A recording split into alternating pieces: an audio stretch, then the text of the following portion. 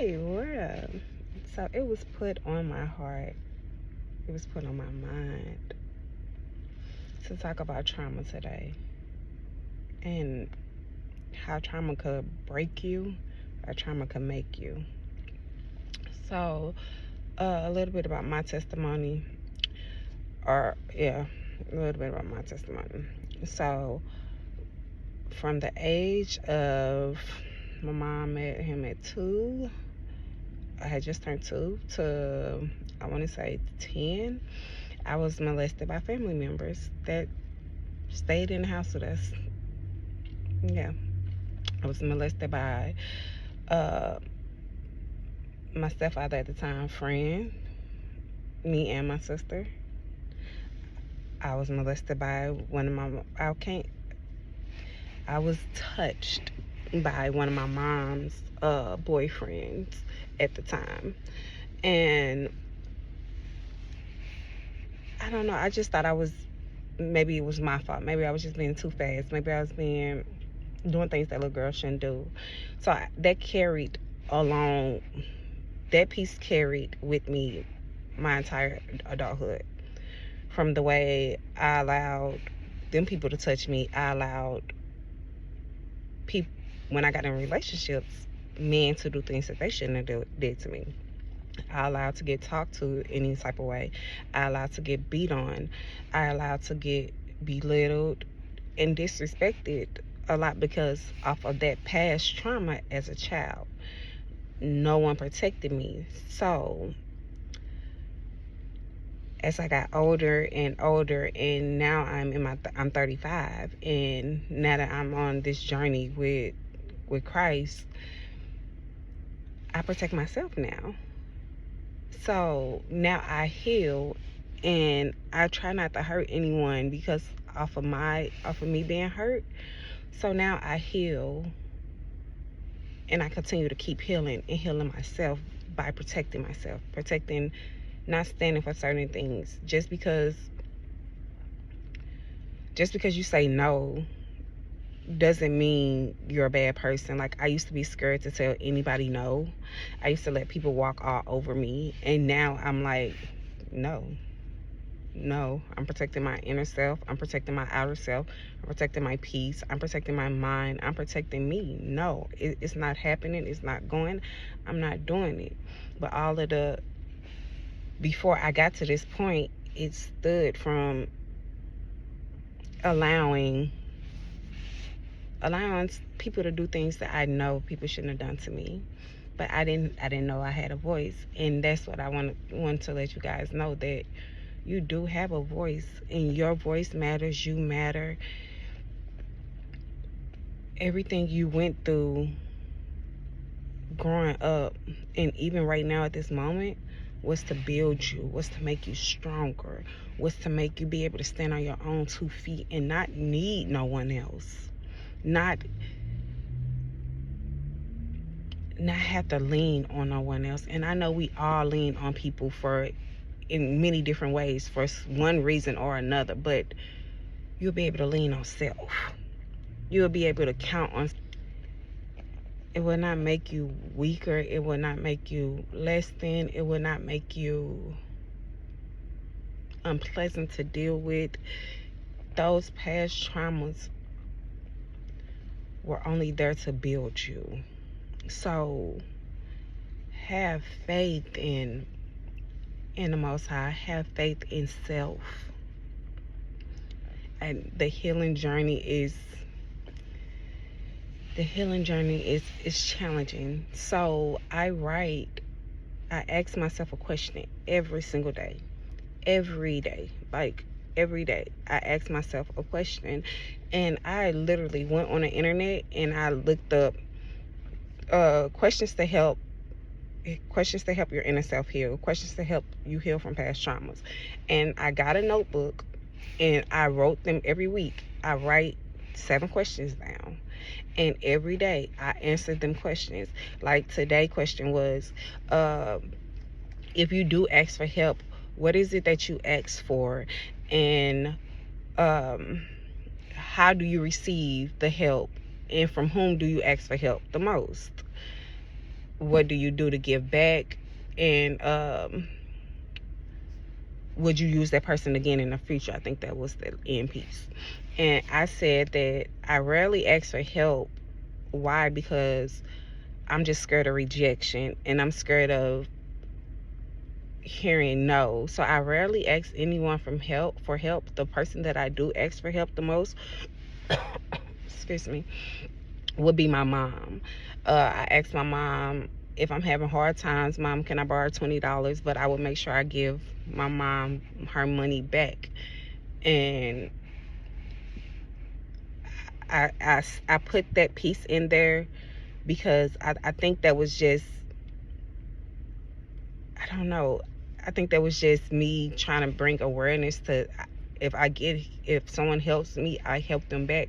But in return, my mom doesn't want the money back at all. So I wrote that piece down. Like, I asked my mom to get the baby if I have to go out and do a order, or if I have like an unexpected something happens. But for the most part, that's the only person who I ask for help, and that's the only person who I kind of try to lean on is my mother. And why? Like I stated, because I'm scared of just being rejected. Like, because I was rejected for so long growing up. So, um, do I give back? I give back to my mom in multiple ways, and I wrote down all the ways. I make sure I pick her up 3 days out the week from work, pick her up, drop her off, go do whatever she has to do for my granny. I make sure I call her and check up on her. I make sure whatever my mom needs, I try to do for my mom, because my mom does help me out when I call and ask for my mom. So, will I ask for help in the future? I was like, no, because I don't know how to ask for help. And then I said, as above, so below. Most High, can you put it in my spirit to, when I do need help and I do need to count on someone, you give me someone other than my mother, because I know it could be challenging at times too for her. So, and I said again, as above, so below. So, I asked myself a lot of different questions. Like, another one was, what is your past trauma that you find hard to heal from? And that was so long, but as I was writing it, it was like I was releasing it. So I just kept writing and writing and writing, and then it felt good to get it off my chest and say, as above, so below. I have nothing to do. I cannot keep holding on to that, because holding on to what someone else did to you is hard. It's so hard, because you internalize that, and then you're not trying to, you want to let it go, but you don't know how to let it go. And you think about it and bring in, not saying you can't think about the past, but thinking about the negativity from the past is just bringing negativity into the future. And I had to reprogram my subconscious mind. Like, I don't want to keep on holding on to being molested. Like, I don't want to keep having those images in my head, if that makes any sense. Like, I don't want to see that person touching me. I don't want to feel that uncomfortability that I felt when that person was touching me. I don't want to think about how being molested for so young made me very, very promiscuous in my teenage years, doing things that I should not have done because I didn't know how to love me. So I just try to reprogram that, and it's easy saying do it, but I know you could do it, because God got you. God see you. I see you.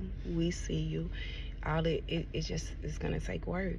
It's gonna take work, and it's gonna take tears to heal. It's gonna take tears to heal, but you can heal. You got this. You got it. Put in the comments, I got this. High five yourself after that process, because I high five myself in the mirror like, Whew, you did it. It's off your chest, out your brain, out your mind. Try your best not to think about it no more. God got you.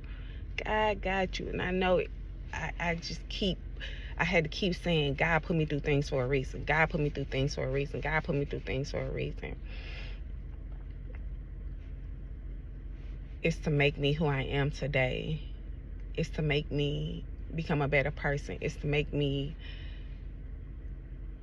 lean towards him more. It's to make me be grateful for what I do have. It's for me to understand, just because you walk through it, now your kids won't walk through it. Because my kids can't spend a night at no one's house besides family member, and I'm on the phone calling then, and they don't. They only go either to my sister's house or to my cousin's house. That's it. And they ain't been to my sister's house in years. So my cousin, they go over there like once or twice a year. I try not to be so overprotective and use what happened to me on them, but that's just a no-go. A lot of things happen at someone else's house, and a lot of things happened in my own house. So with that being said, heal from that trauma. It only gets better once you heal. I promise it do. You get to smile brighter. You look better. You feel better. Go on, write it out and cry it out. You hear me? Write it out and cry it out. Hey, write it out and cry it out. Hey, write it out and cry it out. Write it out and cry it out. Write it out and cry it out. Write it out and cry it out. Write it out and cry it out. And get it off. Get it away from you. Because you don't need that. Especially not where you're finna go. You don't need that. You're finna be bigger than life. You are on the path to more than just greatness, abundance, blessings, peace, warmth, understanding, enlightenment. You're on the path to greatness, to the best years of your life. So heal from that past trauma, and don't let it affect you going into the future. Do not think about that.